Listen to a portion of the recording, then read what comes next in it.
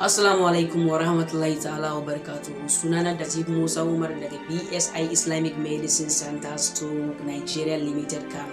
Mun zo muku da ire-iren ganyayyakin shayi wanda suke da matukar amfani ga lafiyar dan adam. Na farkon su shine ginger tea bag. Ginger tea bag ganyen shayi ne da yake dauke da sinadarin kara lafiya ga ma'aurata, maza har da mata, domin gyara mu'amala ta auratayya. Sannan na biyu, muna da mixed fruit tea. Ganyen shayi ne da yake dauke da ɗanɗanon strawberry, banana, apple.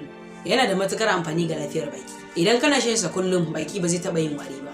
Na uku shine garlic tea. Garlic tea ganyen shayi ne mai dauke da ɗanɗanon tafarnuwa.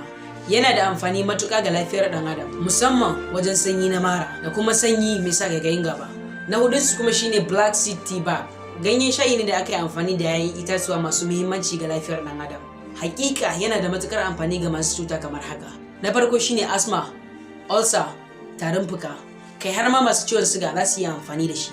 Na biyar din su shine ginger and honey drink tea, mai ɗanɗanon citta haɗe da zuma. Yana da matukar amfani ga lafiya, ka dinga shan sa kullum. Idan kana shan sa a kullum, sanyi ba zai taba kama ka ba da yardar subhanahu wa ta'ala. Za ku iya samun mu a BSI Dubai Islamic Medicine Kano Nigeria Limited, number 46 Kofar Mazugal Road, kusa da Nasidi Supermarket, Gwammaja Kano, ko kuma ku tuntube mu ta wannan namba 0800-3832-627.